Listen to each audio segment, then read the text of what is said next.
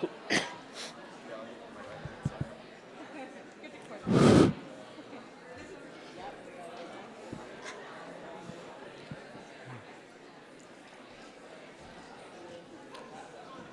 hope you've all had a nice, enjoyable lunch. We'll move on to the next panel. Before we begin, my name is Joe Faragone. I'm a member of the PPX Board of Directors. And the plenary panel for the next hour is on truth and reconciliation with Indigenous peoples. This roundtable brings together Indigenous and non-Indigenous academics who reflect on their research to incorporate creative and community-engaged approaches to the topic of truth and reconciliation. Teams covered include nation-to-nation, Crown Indigenous relations, treaty negotiations, environmental justice, public engagement, and grassroots mobilization. Panelists will discuss promises and challenges to that truth, reconciliation, and treaty relations posed for policymaking in Canada. Panelists will build upon the words of Jody Wilson-Raybould to discuss how Indigenous nations are more than a box to check off. As such, this conversation will weave together insights for meaningful forms of collaborative governance and policymaking that extend beyond performative modes of consultation, with practical application for policy considerations such as treaty negotiations, impact benefit agreements, and implementation of the UN Declaration on the Rights of Indigenous People within ministries and jurisdictions across the country. Professor Veldon Coburn, we hand over to you. Thank you. Just wanted to make sure this was on. Thank you. Thank you, Joe, for that introduction. I'm Veldon Coburn. I'm a professor at McGill University, also with a home at the University of Ottawa in the School of Political Studies, and co-director with my colleague, Dr. Janique Dubois, at the University of Ottawa in the same department, but co-director of the Indigenous Governance Axis of the Center on Governance. And to my right, your left, is Dr. Sarah Wiebe. Wiebe, okay. University of Victoria. Just a little bit about myself too. So I know a little bit about being a public servant as well, working in policy, that I spent about 10 years doing that in strategic policy at Health Canada's First Nations Inuit Health Branch, 5 years there, and then program policy at what's now a sector that would be found in Indigenous Services Canada a long time ago, was in INAC, gone through various incarnations, following the split of the department, but in community infrastructure, so water and wastewater. So a little bit, never in a central agency myself, but then going into academia and working on Indigenous politics and policy. Myself, I'm Algonquin, so right from here, I'm from the smaller sort of reserve down the road in Golden Lake at the Algonquins of Pikwakanagan. Sorry. Not impressive enough? No. So for this, it was more of a little bit of a dialogue amongst two scholars that I know work within the fields that of applied sort of administration, or at least their work deals with Indigenous governance. Janique has worked extensively over the last decade or almost 2 decades. I don't want to date you in any way, but with Métis governments. And Sarah has done research with other First Nations and grassroots organizations in the implementation of programming within the communities. So it's pretty nebulous topics that are very transcendent on reconciliation. I know there's been a little bit of spoon-fed or force-feeding in times for the public service, because we do follow those trends in our research of what is the reorientation since this last government comes in, so the new governing party in 8 years ago, Justin Trudeau's Liberals come in and their mandate letters come out, and they start saying things about reconciliation and what this means, because the particular era that we find ourselves in, so this cultural moment that infuses or redirects the focus for governments and implementation, is not one that we might have accustomed ourselves to in the past, of how do we govern a particular racial body of people or Indigenous nations themselves, to becoming more nation to nation. So the departments that get these mandates fed down to them, it can be a little bit, from the outside looking in, trying to watch, and I'm sure this might be the feeling as well, is seeing a Titanic turn on a dime, is to say, well, we do have a legacy of colonialism that requires us to, well, how can we be so nimble to implement these modes of reconciliation, of understanding Indigenous peoples as nations? So to give a sense of this, my own background is the Algonquins of Pikwakanagan. 40 and a half years ago, March 1983, my little tiny community at that time, we've since expanded with reacquired rights and what have you, is we write one of what becomes over 100 petitions to the Crown. And that's sort of our diplomatic communications, asserting our territory has never been ceded or modified in terms of our territorial title and the rights that we hold within. And now we are about 30 years, 32 years out from the negotiations on what is becoming Ontario's first modern treaty for over 36,000 square kilometers. The provincial Crown has stipulated that it wants it executed by December 2024. I don't think it's going to happen, but it was accepted for claim in 91 and 92 by the provincial and federal crowns, respectively. What does this mean for departments that have questions about their performance of programming and policy in terms of dealing with a nation within Canada?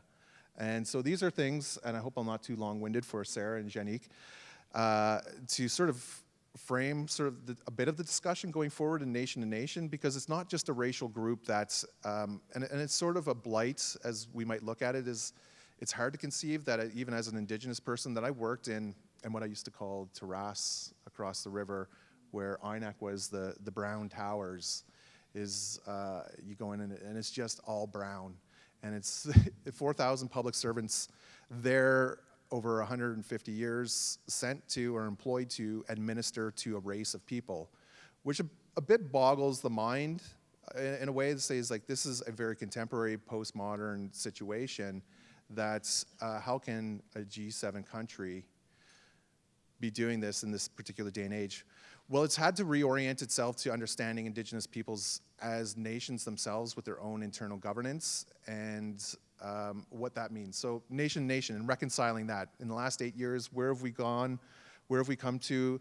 The work that Dr. Champagne's Center on Governance has supported us, and even the work that I've undertaken with Janique is looking at, say, the Algonquins of Ontario, so the ground right beneath our feet, as just one example of what is meant to be contended with as the public service, the federal public service and the federal Crown contemplates its relationship with Indigenous nations themselves. So, yeah, framing nation, Crown Indigenous relations. So what does this mean in terms of treaty negotiations? I wonder if Janique, you might want to speak a little bit about your extensive work, because I came across Janique's work when we were graduate students at Queen's, and has done immense work working with Métis, Manitoba Métis Federation, for example, and I guess well, I don't want to say much more, but great. Yeah. Well, thanks, Veldon. Is this on? Yes, you can hear me. So. Tanse, anin, bojo, Janique netishnakas, sokechwan, nehiyawe wenaski, egwa, apitaugetsan ochinia. So I wanted to introduce myself in a language of one of the people's territory from which I come. So I grew up in Saskatchewan in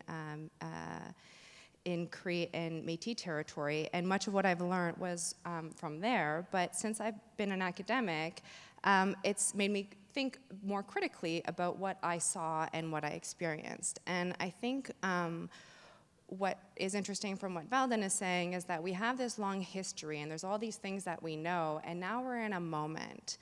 And it's asking us also to reflect critically on what we know and what we also might not know.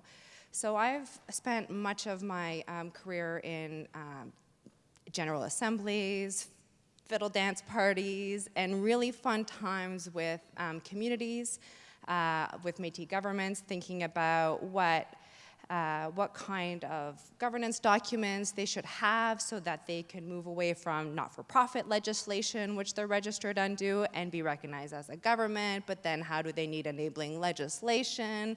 So all of these questions, they're policy questions, they're political questions, but they're also questions about how it is that we can find a way for Indigenous nations to coexist within the system that already exists in Canada.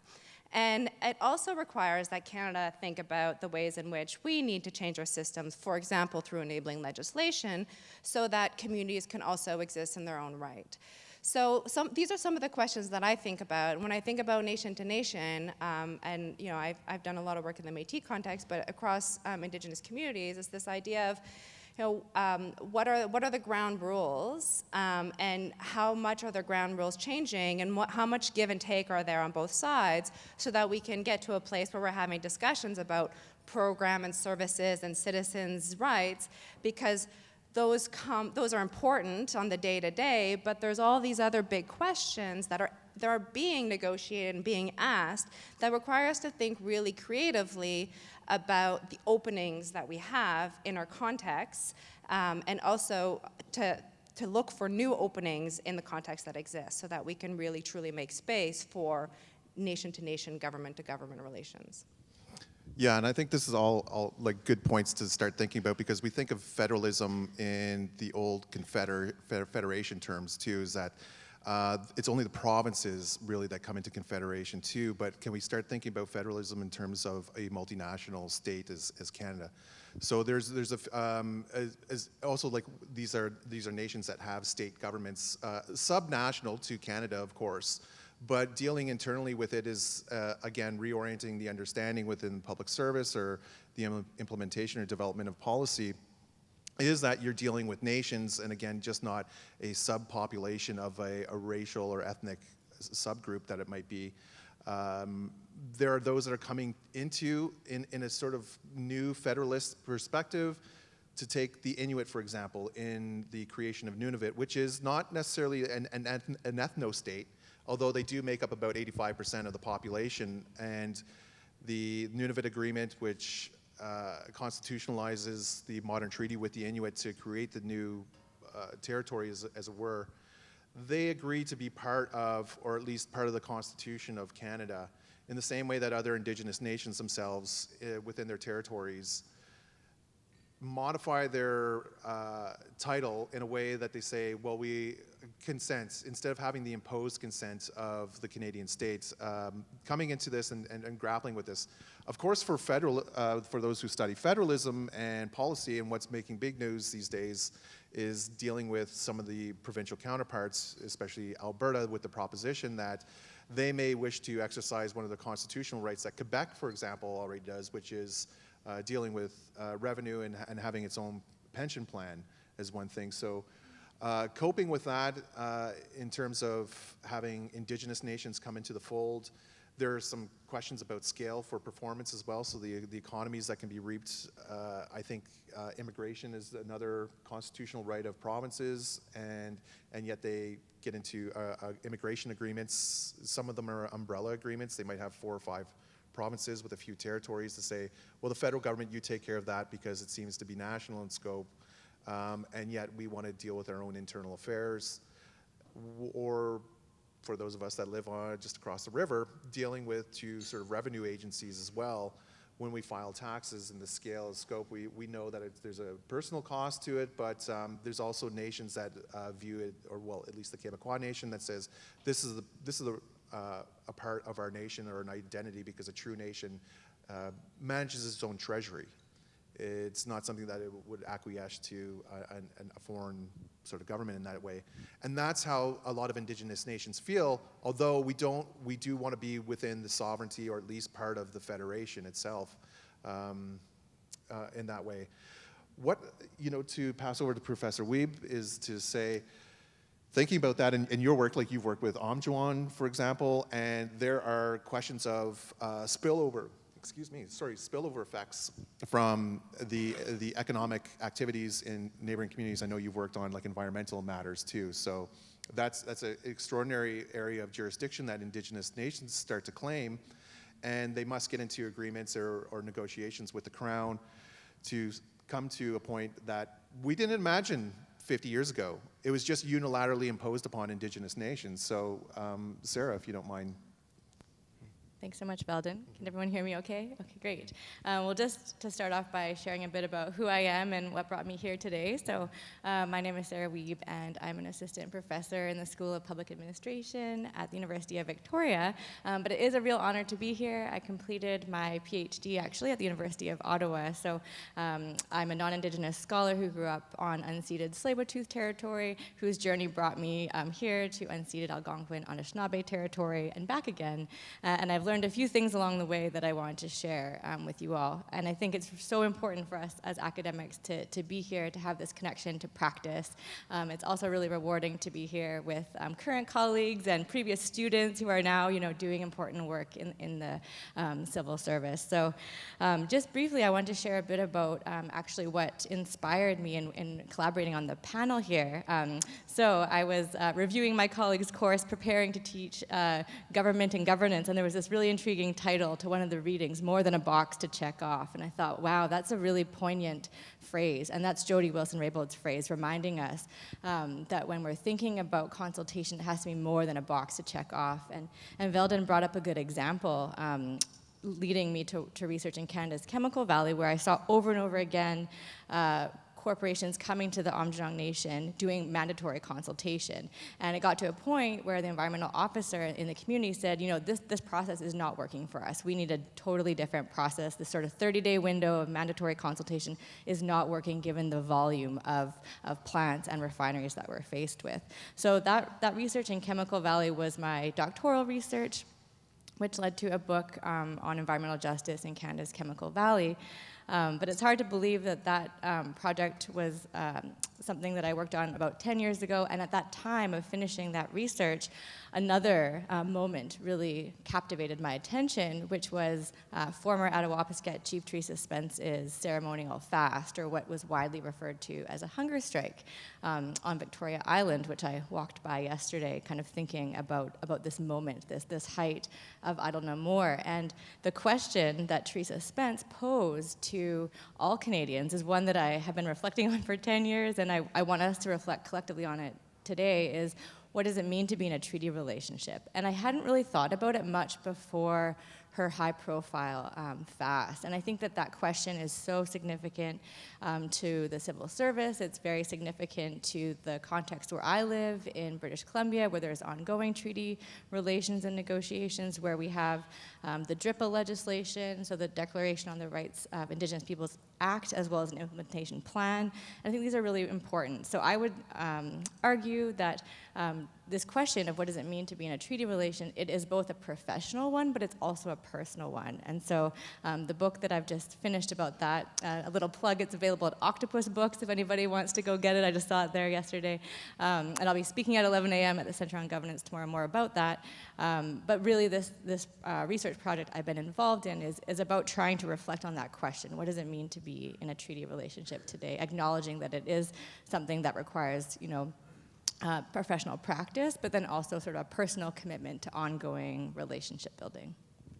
Yeah, thanks for that. That's some points that jog my memory from my time working in the civil service. I worked on legislation, and it was a piece of legislation that was just repealed last year around this time. I think last December it was created during the Harper era, so the Safe Drinking Water Act for First Nations on reserve. And it imposed a lot of conditions on First Nations in which they didn't have the capacity, so there was resistance for that. But when we're thinking about the implementation of policy and not just a box to check anymore, is that we were doing that at the time. We were checking off a box, and we were also skirting something that is, I think, intrinsic to reconciliation, was the Crown's, the honor of the Crown and the duty to consult and accommodate as well. So we deliberately chose language too that would not invoke that, although nominally, sure, we called the cross-country consultations engagement sessions. So as we're talking here right now, what does it mean to be in treaty in these substantive relationships, whereas it's just sort of procedural, and advice might be, is like, well, should we really consult, because then we are going to be required to accommodate. And what is substantive consultation in terms of reconciliation, because we know that the past is that Indigenous peoples were an afterthought in the implementation of policy and programming. Whereas and it was still the case 10 years ago when I was working on the Safe Drinking Water in First Nations Act, that we called it engagement sessions going across the country for a year because we didn't want them to get the idea that we were consulting with them. And we already had a pre-packaged statute that was going to be imposed upon them one way or the other. And now perhaps the attitudinal culture has changed, but it's just one example, and I'll turn it over to Janique thinking about engagement. So, and then we'll go back to Sarah about her work with grassroots organizations in terms of civic engagement with their own First Nations or Indigenous governments, and the engagement with the Crown itself. So you've worked quite a bit on it. So say the Red River sort of treaty efforts and what have you. They're no longer just a box to check off, as I think in the sort of political moment that you mentioned in the last 10 years, Chief Tree Suspense and Idle No More. It does change the landscape. And not to be, I guess, harbinger of anything, but we knew in the last couple of years after Wet'suwet'en and other efforts out in Western Canada is that there will be resistance now, not necessarily physical and coercion or violence exerted by Indigenous peoples, but we're not just going to accept like, well, we're not going to sit quietly anymore. And your work is examined that kind of what it means to be, say, Red River Treaty with the Crown. Right.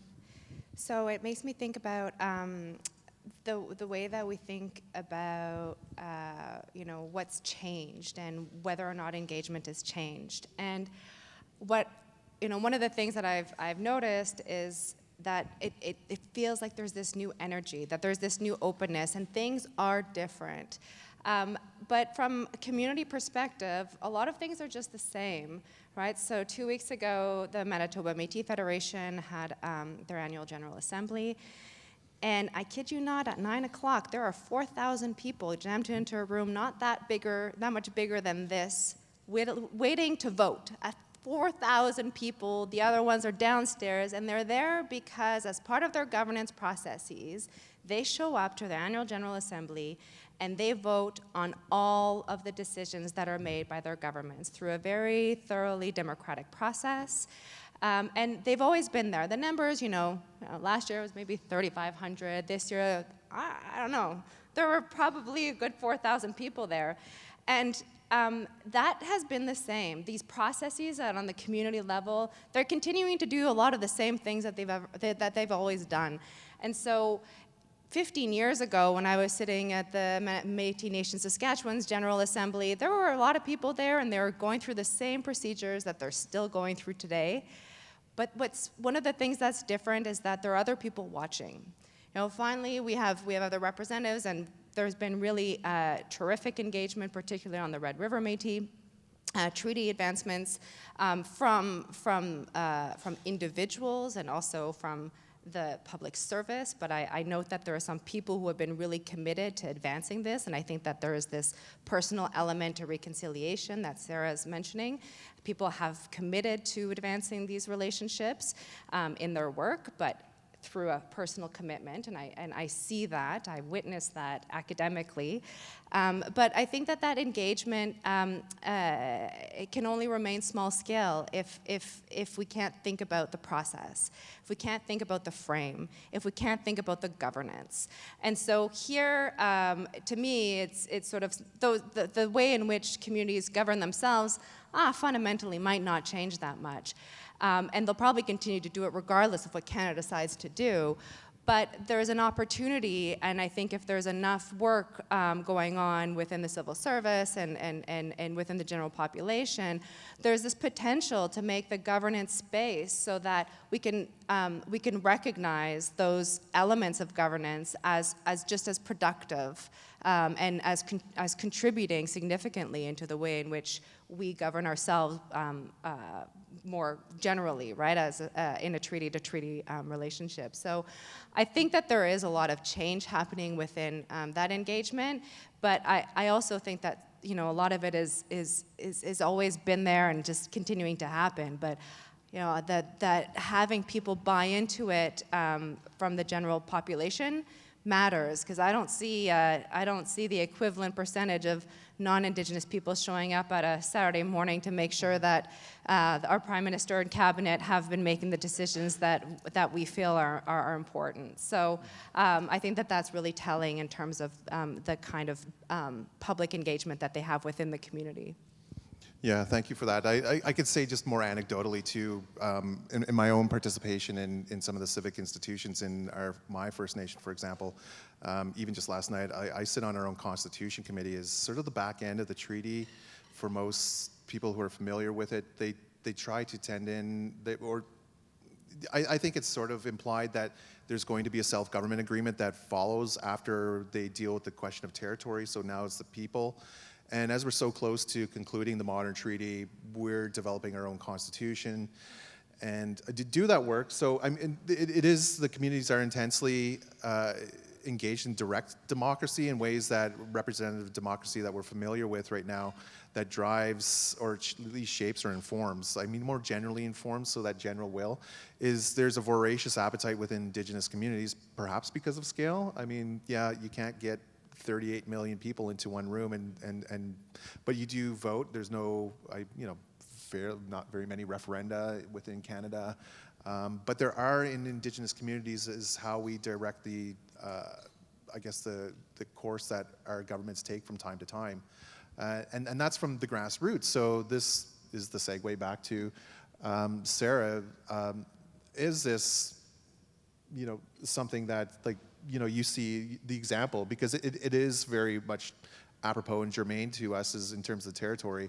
I don't want to harp too much on the environmental impact and assessment processes that you talk about, but that used to be just a box that they check, is to go in and say for an afternoon for public servants is like, did you meet with chief and council? It's like, yeah, no, we went in for coffee in the morning and we did consult, so don't worry, we can I guess guarantee or at least tell the lawyers at the Department of Justice, we did enough, don't worry. And if they do contest it, I'm sure you'll fight tooth and nail for the next 20 years if it goes into court. Large-scale infrastructure projects will just go ahead anyways, and then it'll just be a matter of compensation. So in terms of governance too, so it was grassroots this past week that brought the largest settlement in Canadian history. And it was one that was done within the judiciary. And it wasn't within the executive, for those who are carrying out the mandates of the executive here. The judiciary had to drag the executive branch of government kicking and screaming to a settlement of over $23 billion of something, and we'll talk a bit more of the unequal impact of policy and implementation. But speaking of that, in environmental matters, you could talk about Chemical Valley again and the ongoing battles there. It's not something that's close to resolution, but it's something that is not going to go away. Yeah, Sarah. Thanks, Veldon. I think the biggest challenge for all of us, whether academics or policymakers or elected officials, is that we need to learn how to listen better. And that comes up for me as I'm reflecting on what each of you are sharing. This is a reflection I have after going to question period yesterday and witnessing the lack of listening that happens. And as you're both saying, Indigenous communities have really compelling, sophisticated, and democratic governing systems. So there's a lot to learn from those communities. And so if I were to say a few concepts, like maybe takeaway messages or principles that could inform practice, there are a few things that I was just sort of writing down and circling. So I think listening is one of those things. And in my kind of future writing and scholarship, I really want to think about what that means in practice. What does it mean to do radical listening? And I think it's related to a few other principles that I want to share about co-creation, about humility, and about relationship building. So I think as academics, we're often not very humble. We think we're the smartest in the room. We have these big egos. But it's really important to be humble and reflective and approach communities with that kind of sincerity and compassion. And so those are some of the principles that I've brought to doing community-based research.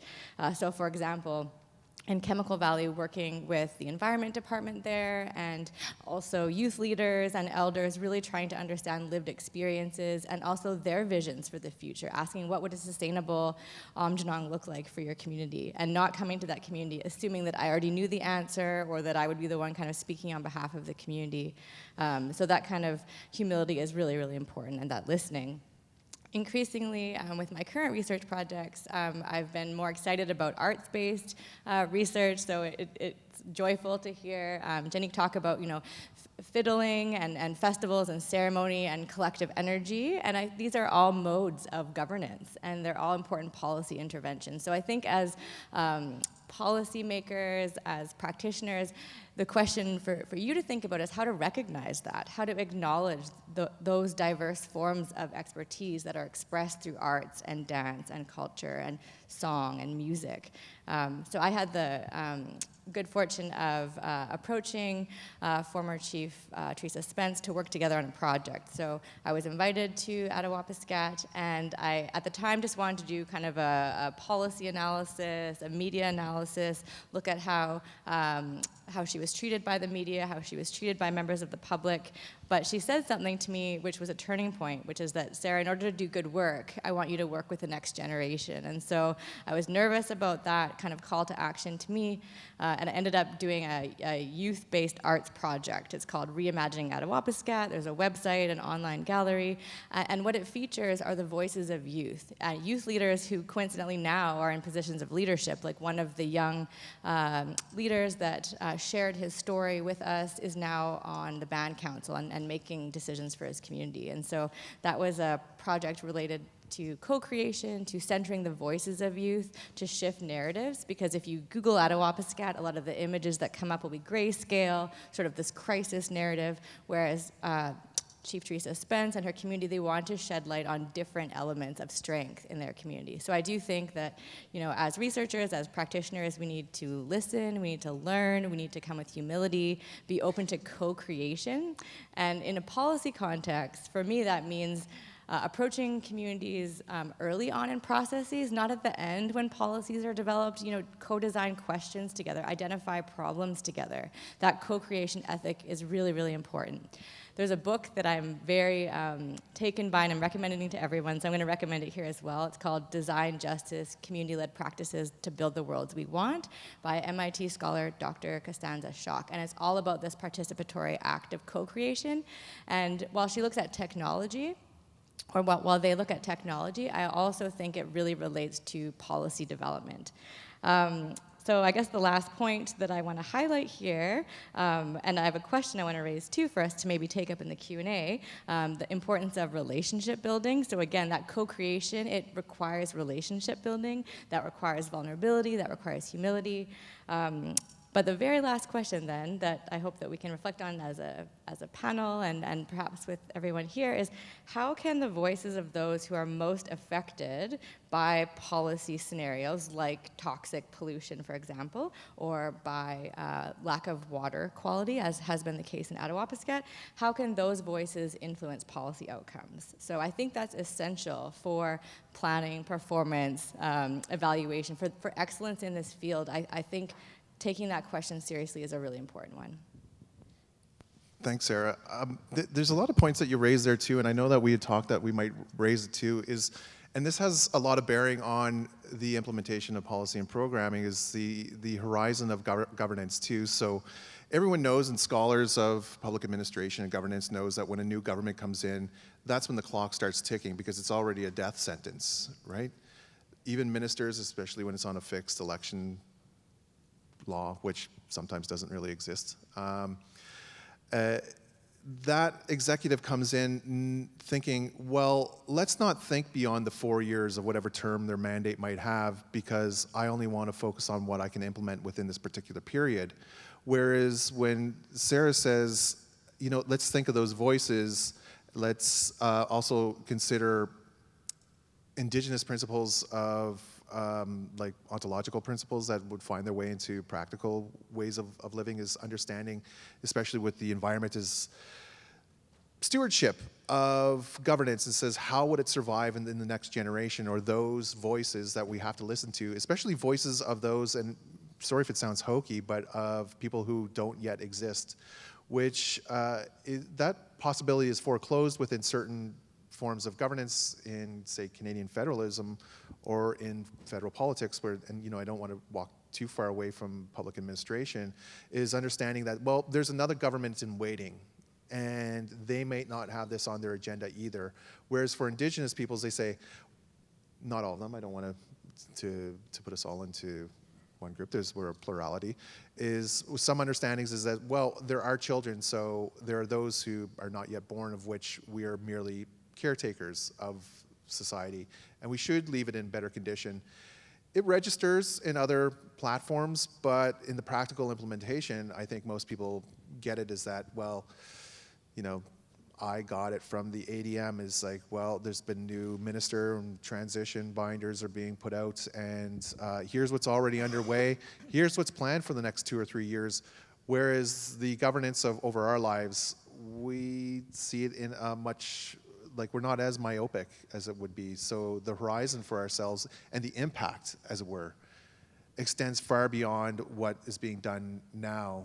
And I've found in the past, that's not considered well, but did you have any remarks that you wanted? Yeah, so there was this very touching moment a few years ago. The Manitoba Métis Federation was starting to negotiate, well, they knew that they were going to start to negotiate their implementation treaty, and the president of the MMF proposed that any money that's going to be received from the settlement, and those of you who work on it know that this is not a small amount, that while they're intended for the families, according to the legal judgment that justifies why we're now in negotiation, et cetera, that it would all be held in trust for future generations.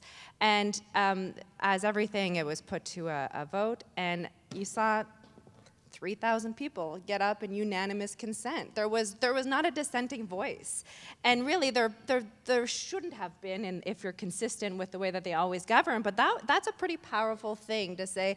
This isn't about us. This is about ensuring that there's something there later. And I think that we see that in some of the practices in Indigenous communities, and we perhaps don't see it enough in our government's practices, in the way in which we design policies. And one thing that's challenging that I hear from communities who are delivering programs is that while they're caught in a bind where they're thinking on a personal and community level about this, but they've got a program requirement of reporting on a limited program that's based on a specific thing that the money is intended for right now, and we all know this is a problem, but at the same time it really is an impediment for us to think about what it means to hold something in trust for future generations and to build community for future generations. So for those who are not yet even here. Yeah. I don't know if we wanted to open up the floor to a few comments or questions that anyone, we didn't really speak a whole lot about our own personal research. It's kind of widespread, but we just thought we'd speak to the public administration and governance and sort of what we view as the Crown Indigenous relations aspects of our work. And if anyone has any comments, I see some mics out on the floor. Yeah, please. Hi, thanks for all that. I'd like to say that Sarah's the best listener that I've ever met. Even now, while she's on the panel, she's taking notes of what her colleagues are saying and very actively and attentively listening. But that's an aside. I wanted to ask a question about more kind of about the data aspect, in terms of, we often hear when we talk to Indigenous people about data and about what Canada measures, that there's that we always that Canada's always kind of obsessed with these weakness-based indicators, what's the gap? What's the gap in infrastructure? How many boil water advisories are there? And we're often told to come back with strength-based indicators about, and I wonder about that, because it's very difficult, I think, for Canada to come up with those. And I'm wondering if you could maybe provide some suggestions or advice on how you would go about, as a government civil servant who's looking to monitor the effectiveness of, say, any program. It could be, community infrastructure, it could be water, it could be housing. it could be like social stuff, like lands-based monitoring and environment. How would you go about developing strong strengths-based indicators that you could track over time to show that Canada is doing a good job in terms of like funding Indigenous jurisdiction in those areas, that Canada is providing support, that the relationship's in good shape, that self-determination is being properly supported? Yeah, those would be like kind of thinking in terms of what we're trying to do already, but maybe there's some other ways we could go about that. Thank you. Sure, yeah. Do you have any thoughts? I Janique? want to jump on it. So Okay. my answer is partnership, but there's a reason for that. So I've been moonlighting with some economists recently, and we've written a bunch of papers on gaps, on socioeconomic gaps, on education gaps, and we looked at the data, and you're right, the data sucks. The data isn't complete. We don't have strength-based indicators, but we're not sufficiently developing them. We're not enabling Indigenous researchers to help us do that. We're not partnering with communities sufficiently to build those. So I think we need to do a lot of work, and that's work that academia needs to do as well. But one of the things that is even more, so there's like specific data things like our community well-being index. By the way, we can't actually assess Métis because we don't consider them a community. So that's a problem for data as well. But so we have all of these things, but we can modify our community well-being index. We have this, but I don't know if anybody know what the RDC is. But, so we have these research development centers, and we can access all the data you collect, and that's great. It is very tedious research to do. It's hard, and we need to really make sure that we're enabling people to do better research to find those gaps. I want to say one thing about this research, because what I've noticed is that we're measuring outcomes, and we're doing better. Indigenous people are doing better. I did a specific study on education. We looked at the education gap to try to explain the education gap, and we can identify some factors. What was scary from doing that work is that when we started to look at the growth of the gap, the problem is Indigenous people are doing better, but everybody else is doing better faster. And so we're not good at measuring growth and at the impact of growth, the compounding impact of the absence of policy, of the absence of programming and things. And so if I could get people in the room to think about that and what the implication is on the growth of these gaps over time, it means that our data can't actually only measure the potential now, but again, we're talking about taking into account future generations and multiple generations, because otherwise the growth of these gaps on all programs, so you're talking about water, education, socioeconomic status, whatever it is, it's going to continue to grow. And so we need not only to think about it, but to find measurements to actually start to quantify how much we're losing in not acting on future generations and on generations that aren't already here. Yeah, I'm kind of in the same view too, and I come at this too also with an economics background. So before I did the political science thing, my undergrad's in economics and some graduate stuff, and especially in, say, labor economics. And one example that comes to mind, and it's where I've published in, was educational attainment and labor market outcomes for Indigenous peoples is we're doing better, except that gap is actually growing because other people are doing better. They're better at doing better. Exactly, they're doing better at better. But in terms of, what came to mind almost immediately, and Janique, was mentioned like the Community Well-Being Index, which is sort of adapted from the United Nations Community Well-Being Index, and they charted at what is INAC, and still always be INAC in my mind. But taking qualitative measures and quantifying them, I've never been too adverse to it. Especially as political scientists, the strength of democracies, how healthy is your democracy, for example? So looking at like impoverished conditions within First Nations and saying, but they're still civically kind of healthy, or at least, what does that mean and what is it? So, but, you mentioned, say, water and wastewater, or water systems, like we have certain numbers we can quantify. Well, there's only 60 community drinking water advisories in effect long-term anyways. This is just a number, I don't know what the exact one is today. But we were also tracking this, how, I guess, the strength of certain water systems were, because there were some that were at the threshold of at risk, but you wouldn't see it reflected in the numbers. So your performance, you'd say, you know, they might be a day or two away, like really just holding on by a Band-Aid, like, because you'll hear them, there's some high-risk systems out there.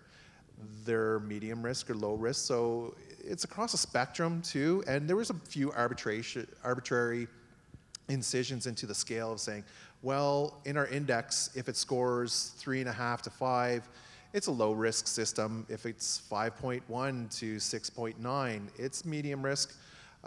It's helpful, though, and I think we incorporate them and we see it a little bit intuitively elsewhere, except the data's terrible. You could develop a whole host of performance, and I don't want to like turn our public service into a technocratic institution where everything is put through the rationalization of a certain calculus, but we do understand that, you know, I can't go and tell someone, say, how's it going? Oh, it's going really good. And what does good mean? Is like, can you tell me? And so, well, here's a scale. It's an ordinal scale. Good is better than bad, and bad is better than the worst. It's like, but so what are the gaps in there? What are the intervals? And it's like, well, I really need something that's, you know, that we can translate amongst one another too. So we're dealing with abstract. Again, environment, when it comes down to it, is like, how well is the air you're breathing? Air quality seems to be pretty good. And it's like, well, what is that? Drinking water, you dealt with drinking water and all the contaminations. I don't know, did you have anything, especially environmental assessment, which is this huge behemoth of policy implementation in Canada. When I dealt with it at INAC, as it were, in lands modernization and economic development, it's a huge point of contention too. So what does it mean? Like, what's the health of the world these days? Political scientists, yes, we like to do that stuff with as little data as possible and say this democracy is healthier than the other. But what does it mean? Well, we've constructed indices in certain ways to make it translatable. So. Yeah, I really appreciate the connection we're making here between governance and democracy and access to information and good data. Thank you, Leighton, for the generous remarks. It's so neat to see your former students up here. It makes me very proud. But you asked a really good question about data. I'm working with a PhD student right now who's doing participatory evaluation for her PhD, so maybe I can put you in touch. And so when you raised that question, it made me think about the process, so how to gather good indicators and redefine your measurement strategies. And so she's working with a nonprofit group and an Indigenous environmental group to try to co-develop indicators, so working with those who are affected by issues related to things like access to drinking water to come up together with this strength-based indicator. So I think going back to Janique's point about partnerships, that's really important. So whether that's a research partnership or partnering with governing bodies like Indigenous groups that have a lot to say and a lot of knowledge about the topic that you're looking at, I think that's really important. So I would absolutely agree with that partnership response. And also, it's interesting when we talk about data, there seems to be an assumption that we're talking about quantitative data, and I think it is important to put quantitative in conversation with qualitative data, but of course it's harder to sort of measure and document that qualitative data in some respects. So something that I'm thinking about a lot in terms of research, because I do quite a bit of qualitative research, is how can the stories of folks who are affected by topics like water quality and contamination, how can they inform policy? And so the students that I'm teaching now, when they're doing their policy briefs and briefing notes, they have to, of course, put data and evidence in their documents, and I'm trying to encourage them to look at multiple sources of evidence, so statistics, reports, and also oral histories, for example. And so I think part of it comes through looking at multiple sources of data, developing those partnerships, and then again, that humility and that co-creation, being open to different ways of thinking about what a strength-based indicator might look like. Yeah, and as we saw this past week, bad policy that doesn't really take into consideration is very, very expensive. $23 billion worth. Those are costs that barely remediate the private costs that were assumed by individuals. So we might take a more qualitative approach and say, that kid that was discriminated from cradle to grave, and myself, just as an Indigenous man, I know my life expectancy is about 9 years less than most people in this room. Probably won't. It'll be adjusted because I'm on the upper ends of a lot of socioeconomic indicators, and it's not likely that I'm like right there at the average. I'm probably at the higher end of the tail in any case. Is those children where, and it's a really crude calculus, is to say, I know once an Indigenous child is born based upon just being Indigenous, that the quality of their life will be much poorer. And again, we're going to resist that. We are going to come and, the payouts might only be $40,000 per child, but the loss in income is not just personal. So for the other labor economists that might be in the room too, is the performance is saying, there are social benefits too for having a highly educated population as well. So discrimination is very expensive for private industries as well. So corporations that have to pay out on that, they lose productivity, but the social products of labor as well, so the contributions to society, and say, well, what does it mean to have a very healthy population, or what's the quality of discrimination? You're a very discriminatory, you're a less discriminatory society. It's up to others to put that together and say, yeah, this is bad public policy what we're doing right now, because the downstream costs that are invariably going to be recovered, or they'll be absorbed by others as well, won't be good. We have about like a minute or 2 minutes if there's somebody has one last question or comment. Or Janique, did you want to have the final word? I think you're bringing back the point of this more holistic approach to thinking about issues, right? When we think about it intergenerationally, when we think about policy implications beyond their lifespan, I think we get a bigger picture, and we can see that investments through policy, through people's commitments, they might not be visible in the immediate, but that they still matter, and in the kind of work that we do, that matters. So, no one really paid attention 15 years ago to some of these issues, and today they're on the agenda, but what are they going to look like in 10 years, and 15 years, and in 50 years? I think it depends a lot on what and how much we individually and collectively invest in trying to create space for thinking about policy in a more holistic way. Well, thanks everyone. I'm going to pass it back over to Joe, our champion here, and thanks for listening. Thank you for a deep conversation. I was about to ask for an applause. Thank you. So just look at your booklets for the next couple of sessions that you can attend to. There's a few concurrent activities. Thank you once again.